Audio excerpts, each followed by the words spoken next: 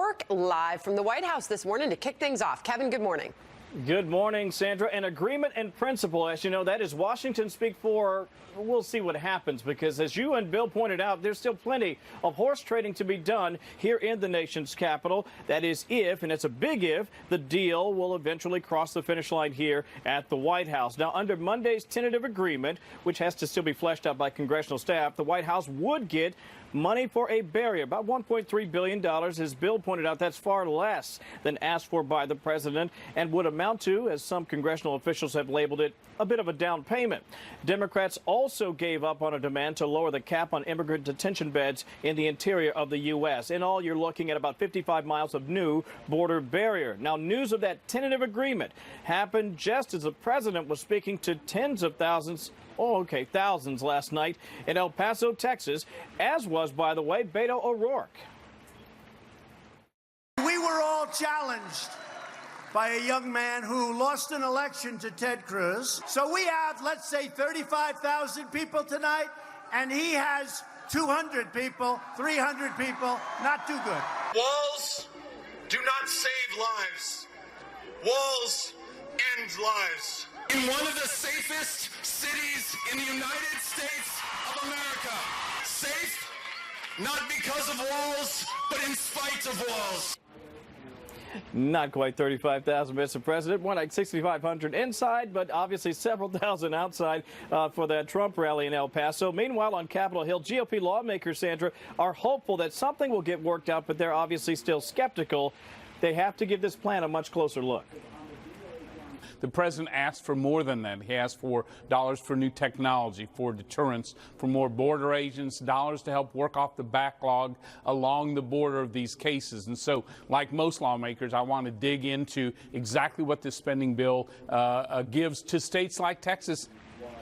Always interesting to listen to Kevin Brady. He's just so smart on these issues. Don't forget, we have a cabinet spray coming up later this morning. Our chance to hear from the president, Sandra. Of course, I'll bring it to you then. But for now, back to you. Great stuff, Kevin. Thank you. A lot to get to with Newt Gingrich back with us today, former Speaker of the House and Fox News contributor. And thank you for coming back today. It's good to have you on here. There's a lot we don't know about the border security deal. I don't know if it's a deal or not. We will see in time. Would you take what's on the table based on what we're hearing and allow both sides to claim victory? What would you do? Well, look, I think, first of all, there's a certain value to not closing the government again. The president's popularity on polling yesterday is the highest it's been since the inaugural. So he's got some real momentum coming out of the State of the Union and a chance to continue building his agenda. I think they've got to look at the details, but if they get a reasonably good down payment, I also think that the Office of Management and Budget has probably found $4 or $5 billion that they can reprogram, and the president could, by next week, sign the congressional bill, keep the government open, pocket about $1.7 billion or $1.3 billion in the bill itself, and transfer an additional $4 or $5 billion. So he would get the barrier he wants. The country would see the government stay open. The Democrats would have gotten nothing except to prove that they're insanely anti-blocking illegal immigrants. I mean, the idea that they wanted to cut 7,000 beds that detain illegals is the sort of stuff that I think is driving the Democratic Party towards a disaster in 2020. Let me come back to that in a moment here. I want to talk, too, about the freshman Democrat Ilhan Omar, who has apologized for her anti-Semitic tweets that went out over the weekend and over the past few days. Here's part of her apology. Anti-Semitism is real, she writes, and I'm grateful for Jewish allies and colleagues who are educating me on the painful history of anti-Semitic tropes. My intention is never to offend my constituents or Jewish Americans as a whole. This is why I unequivocally apologize. The last line of that same statement reads, I reaffirm the problematic role of lobbyists in our politics, whether it be AIPAC, the NRA, or the fossil fuel industry. How did you read that statement, that apology, Mr. Speaker? Look, I think the last line is a liberal throwaway line. I mean, she could also put in there several Muslim activist groups that are sort of the parallel to AIPAC, but she didn't. Look, this is a freshman who is a radical. She's part of what's moving the Democratic Party to the left. She's part of a growing anti-Semitism in the Democratic Party. There's no question that there are a number of Democrats now who do not want to defend Israel or protect Israel and who are prepared to see Israel disappear. I think that her apology was what she had to do. It tells you how strong Nancy Pelosi is, that I suspect Speaker Pelosi coerced her into that apology. Now, in a bigger sense, we came across two pieces earlier today, just so our viewers are aware. One is in Politico. It calls the Trio of Dem Villains. That's the article. The headline is Superstar Freshman Dems Replace Pelosi as GOP Targets. In it, the first line says the Republican Party has a new trio of Democratic villains: Rashida Tlaib, Michigan; Ilhan Omar, Minnesota; Alexandria Ocasio-Cortez from here in New York. When you read that piece, Mr. Speaker, if you get a chance for that, then go to Jerry Seib's piece in the Wall Street Journal. His headline, Democrats face great opportunity and high peril. And he details about the level of anger on the left and how they're able to either manufacture that in a productive way or turn it into a message of hope. Now, you just reflected on 2020 in this campaign. You have two more enter the race over the weekend. What do you think they do with those themes? Look, I think the Democratic Party is running to the left as fast as it can. It reminds me a great deal of the cycle that led to George McGovern. If you'll notice, people are coming out. I mean, the person I regard as the most interesting Democratic candidate so far, Kamala Harris, is now in a position where she says she wants to take away everybody's private health insurance. That's 170 million people. Only 15% of the country wants you to take away their insurance. I mean, you're going to see case after case. The entire proposal that Alexandria Ocasio-Cortez has made, she's actually put in a resolution form. And frankly, I think that Kevin McCarthy and the Republicans ought to demand to bring that resolution up. Let's get an up or down vote, because it's mostly crazy. It's stuff that will not work, will not happen. And when people learn the details, they'll think that what you have here is a radical from a big city who has no idea how the rest of America operates. And I think this is the flavor. This isn't just an occasional random person. This is the flavor of the party, which in many ways Bernie Sanders helped create in a backlash against Hillary Clinton. And this is now a big part of the Democratic Party. Speaking of Democratic Party, how do they get out of this mess in the state of Virginia? Well, a very clever friend of mine who's a very good lawyer said the answer would be for the lieutenant governor to resign, the governor to appoint a new person who has been thoroughly vetted, then the governor resigns, then the new person would appoint someone to replace themselves as lieutenant governor. The attorney general would just stay quiet and hope nobody notices him. And if you're purely a cynical Democrat trying to solve an embarrassing problem, that would technically do it. Short of that, given what's now happening with the lieutenant governor, where I understand that his law firm has suspended him pending an investigation, and given what's happened with the governor, who looked just goofy last week, trying to explain that he really wasn't in the picture that was in the yearbook that he originally thought he was in, but now he's looked at it again, and it's really not him. You have to ask yourself, you get a yearbook in medical school. You open it to your own page, right? I mean, everybody watching knows you look at your own page. He didn't notice this. He didn't say, oh, gosh, that's not me. Or as he first said, it was him. Now, you look at what Northam has done, all of it, by the way, triggered because his radical position on killing babies after they're born led somebody who was a classmate of his to go back and find this page. This page was a direct result. It was ultimately leaked to the media by somebody who was so angry that Northam was defending killing babies after they're born. You did a good job of listing what we've been watching there in Virginia. I didn't hear a resolution out, so that might leave us a bit of an indicator as to how difficult it will be for that state to organize things yet again. Mr. Speaker, thank you for your time. If Northam doesn't want to leave, Bill, if Northam doesn't want to leave, I don't think they're going to be able to impeach him. He's going to be there. He may embarrass the Democrats. He may split the Democrats. But if he's determined not to leave, so far, I don't see a mechanism so far to force he suggested him out. that. Thank you, sir. Newt Gingrich there with us today. Come on back, okay? Thanks. Much more to cover. Thank you, Sandra. Nice to hear from the former speaker. Meanwhile, we've got a big show ahead. Much more on the border security agreement with former acting ICE Director Thomas Homan. He will be joining us at 9:40 a.m. Eastern Time. We'll get his thoughts this morning. Our headliner, White House Deputy Press Secretary Hogan Gidley, will join us at the top of the 10 o'clock hour. We'll also be speaking with House Minority Whip Steve Scalise at 11. A lot of newsmakers coming up, a lot to get to with all of them. Can you believe State of the Union was 1 week ago today? Hard to believe. Holy cow. Lots okay, happened. 12 minutes past now. Other big stories today. Acting Defense Secretary Pat Shanahan landing in Baghdad this morning. He's going to be meeting with top military officials on the ground, as well as Iraqi government leaders on the future U.S. troop presence there. So more on his trip and the message that we're learning from it, Sam. Plus, why Democratic presidential candidate Amy Klobuchar says don't call her a moderate, call her a progressive. We're going to take that one up. And the president taking aim at self-proclaimed socialists, the Congresswoman Ocasio-Cortez and her Green New Deal. The RNC chair is Ronna McDaniel. She will react to that New Deal coming up next. Spend $100 trillion, which, by the way, there's no such thing as $100 trillion. You have to spend $100 trillion. And remember this, no other country except us is going to do it. That's a little problem, too. America's Newsroom is brought to you by Pacific Life, protecting generations of families for more than 150 years. That's the power of Pacific. We are a hot, hot country. Last week, they introduced a massive government takeover that would destroy our incredible economic gains. They introduced the so-called Green New Deal. It sounds like a high school term paper that got a low mark. So President Trump now taking shots at the Green New Deal. As chief architect, Congresswoman Alexandria Ocasio-Cortez.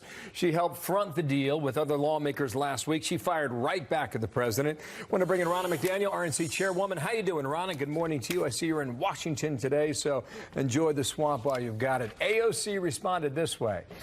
Yes, a man who can't even read briefings written in full sentences is providing literary criticism of a House resolution. Then she links to a piece in the Washington Post. How are you reacting to that today, Ronna? Well, I think the president was being generous, saying that it was a high school paper that would get bad marks. My daughter is a sophomore in high school. She would have received a failing grade if she'd have put forward what Ocasio-Cortez did. Listen, you've heard her advisor all over TV last week saying, oh, people were making things up about their Green New Deal. They hadn't read the version that they'd put up that said unwilling to work, getting rid of air travel in 10 years. Now they're saying there's a version 2 and a version 3 and a version 4. They didn't proofread this huge deal, this monstrosity that they're putting forward, a total government takeover. The president is 100% correct when he says this will absolutely take away all the economic gains we've seen as a country if this is implemented. She has no idea. She is working in theory, and she doesn't understand the reality of what she's proposing. Did you hear Newt Gingrich a moment ago while you were there in Washington, D.C.? Did you hear that interview? I did. I mentioned this Jerry Seib piece in the Wall Street Journal today. I just want to pull 2 lines from it, okay? Here's what Seib writes. More broadly, the party increasingly is identified with policy proposals that are easy for Republicans to caricature as left-wing extremism, he continues. Democrats could appear to be succumbing to the national mood of anger when the better image might be of hope. What do you think of that? Well, I think the State of the Union exemplified that as the president's talking about the lowest unemployment in history for the African-American and Hispanic communities, and you can't see a single Democrat clap their hands when you see them sitting on their hands after every economic achievement is being put forward by this president. They have no ability to work across the aisle with this president, and they do seem to not like Republicans at all and unwilling to work with them. It's their way or no way. So I do think that that isn't going to play in the middle of this country. And let's look at what they're proposing. And I say this all the time. Democrats are pie in the sky. We're going to have free college for everyone. You know what, Bill? We have kids right now who can't read in the 3rd grade. We have kids who aren't graduating from high school in states like mine in Detroit. Why aren't we worrying about the kids that aren't getting through our education system, who don't even have an opportunity for college, before we start saying, let's give free college to everyone? So those are the things that Republicans are focusing on when we say school choice. Let's give kids better opportunity. Democrats want to put all these things in a bucket and say, we don't know how we're going to pay for it, but it sounds sounds great. We're focused on real ideas. You had two more enter the race over the weekend, as you know. Amy Klobuchar on Sunday, Elizabeth Warren on Saturday. Klobuchar was on MSNBC last night. She was asked a question as to whether or not she should be seen as a moderate. You know, Minnesota, everybody says she'll play well in that part of the country. Places like Wisconsin, Iowa, perhaps. This was how she answered the suggestion that she is a moderate. I think they should see me as a progressive because I believe in progress. And I have worked toward progress my whole life. So how do you analyze that when you're kicking that term to the side?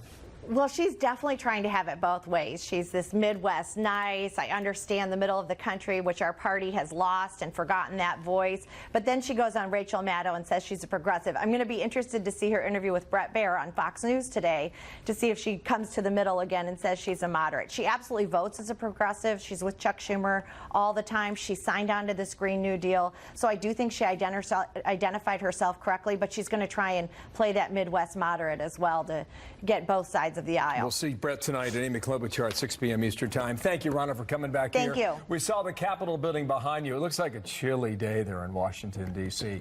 By the way, do you think you've got a deal on the border or not? I think our president has done such a phenomenal job leading. I mean, Nancy Pelosi said not $1. So I haven't seen all the details of the deal, but we've definitely moved it a lot further from not $1 for the wall. The president's right. This is a crisis. He's listening to our ICE agents, our CBP personnel who are saying this is a crisis at our border. And thank goodness for him for leading on this very pressing issue that affects every American. I'll put you down as a maybe. Ronna McDaniel, thank you for coming in today. Talk soon. Thank you. Thanks, Sandra. Confidence in the U.S. economy is growing. Optimism about personal finances hitting a 16-year high, according to a new poll. So what is driving this? Charles Payne will be here to tell us. Plus, as President Trump doubles down on the need for a border wall, California's governor says he's pulling his National Guard troops from the border, at least some of them. So where is the disconnect here? Driver of a car survived a terrifying crash with a semi-truck on an interstate in Ohio. That front end of the car pinned between a concrete barrier and the truck. Officials say one person injured, not seriously, and weather played a significant role in that crash. Big weather system moving across the country. Keep an eye on that. Fox News alert California's governor calling out President Trump. Gavin Newsom planning to pull most of his National Guard troops from the border with Mexico after the president expressed concerns about a crisis at the border. The crisis on the border is a manufactured crisis. We are not interested in participating in this political theater. I think it's nothing more than political theater. Jonathan Hunt is live from our Los Angeles bureau with more on this morning. Jonathan, good morning. Sandra, good morning to you. Governor Newsom, as you heard, calls it theater, but it's clearly the theater of war in this case, at least in the verbal sense, part of an ongoing battle between California and the Trump administration, with the front line being the fight over immigration. So Governor Newsom is reversing a decision made by former Governor Jerry Brown and directly defying President Trump by pulling the majority of California National Guard troops from the border, telling the president to continue doing the job himself if he wants it done through federal troops that Mr. Trump has already announced will be deployed to the border. If you're going to add 3,750 troops to the border, why do you need the National Guard? The whole thing is ludicrous. Now, the governor says he has been convinced by officials that National Guard troops are helping in combating drug smuggling. So he is leaving 100 of the roughly 360 National Guard troops in place. The real issue is drugs, the issue of guns. And on the issue of drugs, we actually have seen some success with our current deployment. And that's the issue that I want to tackle.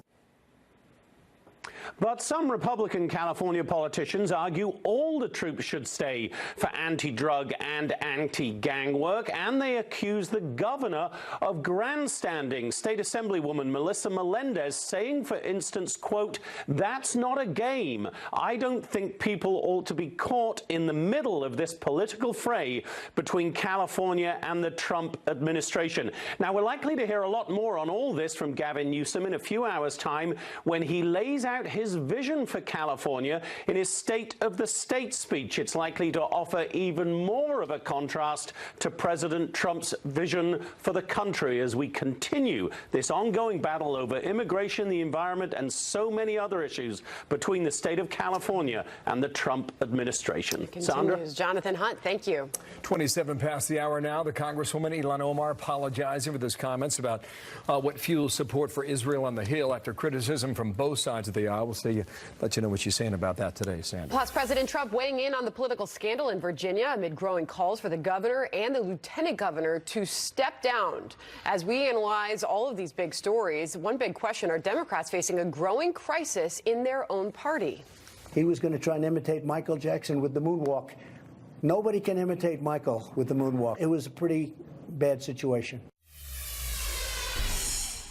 Two big stories now facing the Democratic Party today. First, in the state of Virginia, 4 staffers of Lieutenant Governor Justin Fairfax have now resigned after 2 women accused him of sexual assault. Meanwhile, you have the ongoing issue with the governor in that state, Governor Northam, and that caught the attention of the president last night in El Paso, Texas.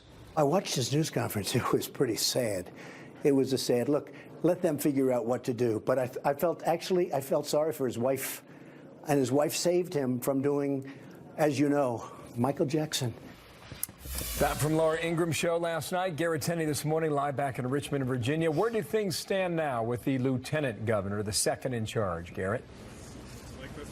Well, Bill, the walls are really closing in on Lieutenant Governor Justin Fairfax. The law firm where he works has placed him on leave while it investigates the sexual assault allegations, and his inner circle is quickly shrinking as well. Since Friday, 4 of his staff have resigned following the accusations that came forward from a second woman. That leaves him now with just 2 people working for him in the lieutenant governor's office.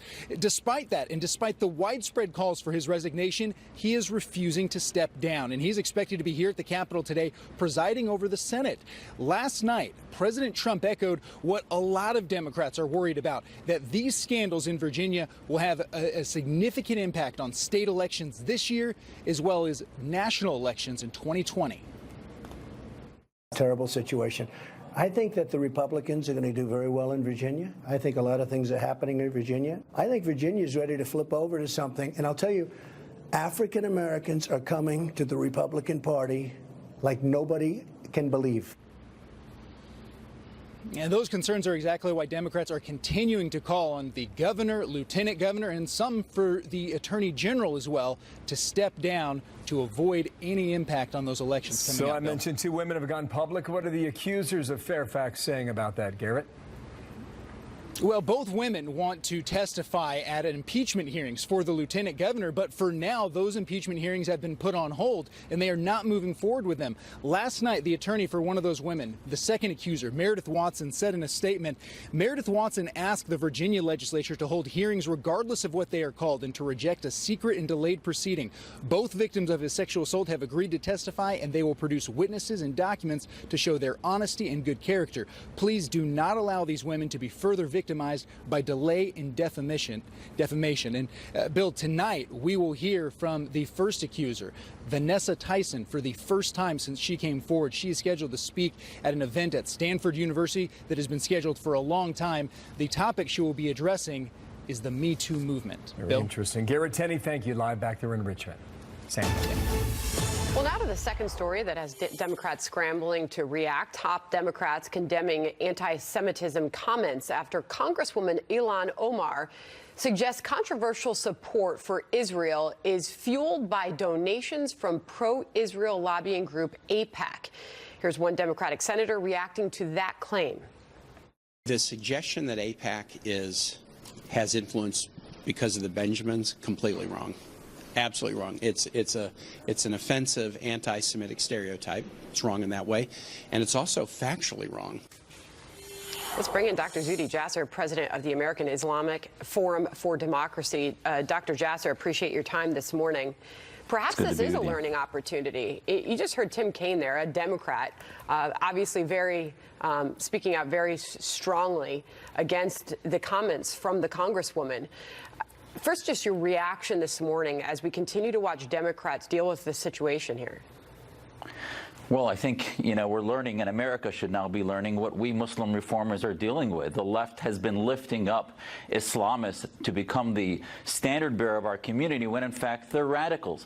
And we have to understand what Congresswoman Ilhan Omar is. She's a byproduct of the Islamist movement, and the left has had this sort of red-green axis, this coalition between the socialist movements of the world and the far left and the Islamist movement. And we see in her comments about Israel, her anti-Semitism, the same thing you see at the UN, where Iran, Saudi Arabia, all the Islamist countries of the OIC are constantly attacking Israel. So her worldview is coming to be, no matter how much she tries to apologize it off and dismiss it, she is full frontal Islamism. And this is what we in the Muslim community deal with, and the left now has to sort of deal with its unholy alliance with the Islamists and the collectivists, where they view, the Islamists view every other religious community as a whole. So they collectivize the Jews, they collectivize Christians, they collectivize America.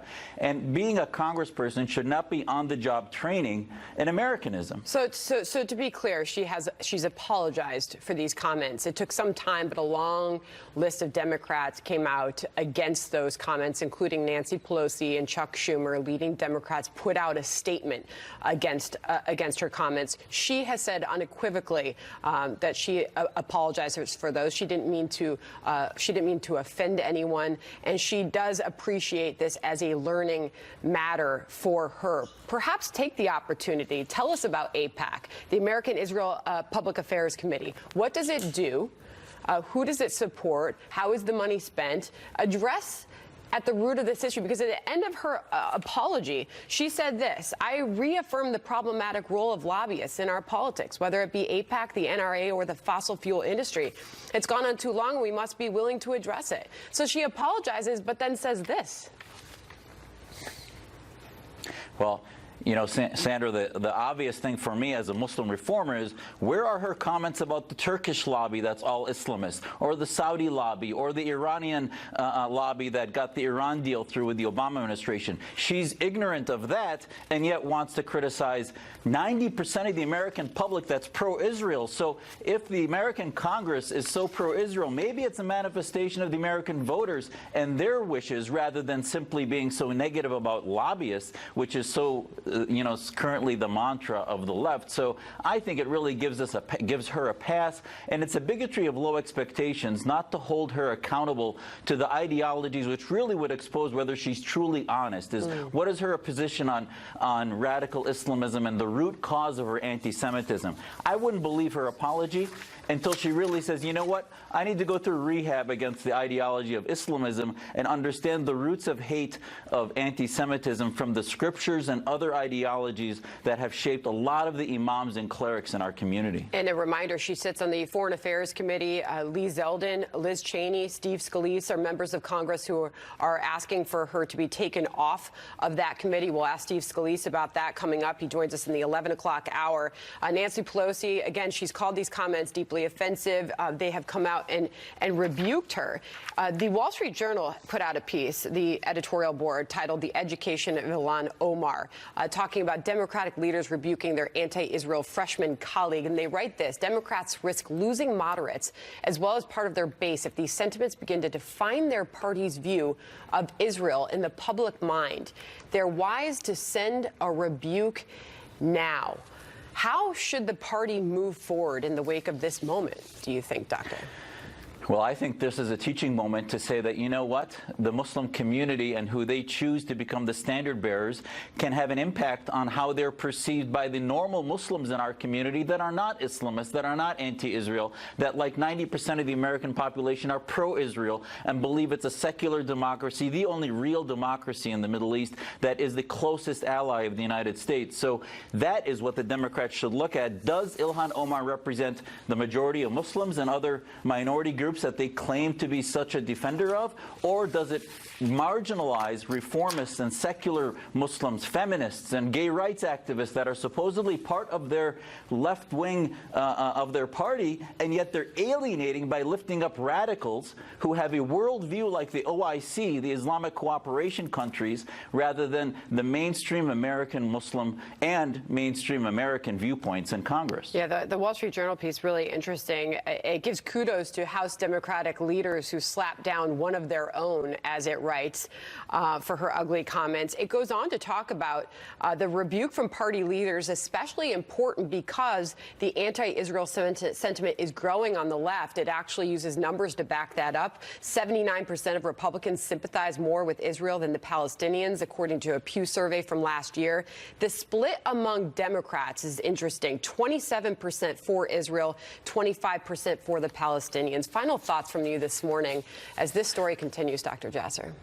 Yeah, that education, as far as the left is concerned, this didn't just come up this week from Ilhan Omar's issues. Remember, the anti-Semitism came out of the Women's March, as we saw that falling apart because of their allegiance with Farrakhan and the Nation of Islam, and they couldn't separate themselves from that, and also the far-left socialist collectivism, if you will. So this has been a brewing global impact that we're seeing now with the anti-Semitism that they're going to have to deal with and realize, are they going to talk to mainstream America, or are they going to talk to simply the radical left? So is it fair to say you don't think her apology was enough? Not at all. There's no realism in it. It was simply a forced statement. And just look at what will come next out of her. I'm sure it'll again reveal itself to her Islamist worldview over the next few weeks. All right, Dr. Zuhdi Jasser, thank you. We appreciate your time this morning and your thoughts on the issue. Thank you. It's February. We can dream of spring, can't we, Sandra? Yes, oh, yeah. I am. Golf can help. How about lefty Phil Mickelson won the AT&T Pebble Beach Pro-Am yesterday, finishing 7 under, tied a tournament record, 5th career win at Pebble Beach. Mickelson's never won a U.S. Open tournament, but guess where the U.S. Open is this year?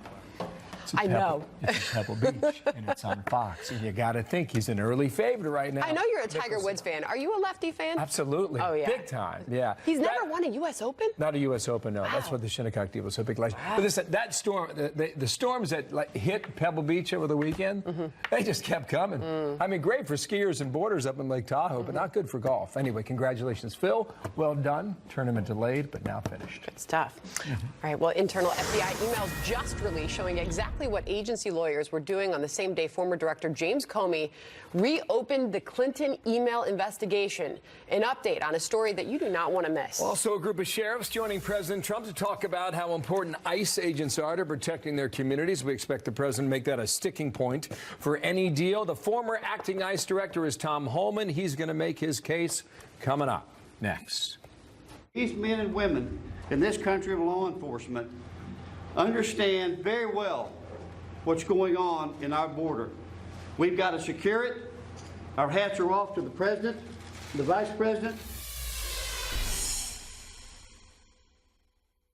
Retired astronaut Mark Kelly announcing his next mission. He's planning to run for John McCain's Senate seat from Arizona in 2020 as a Democrat.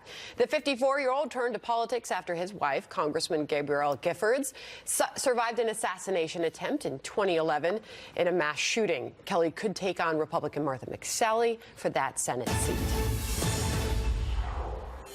If you do anything to cut ICE funding, you devastate our communities. If ICE was to be their funding cut, our communities would be at risk.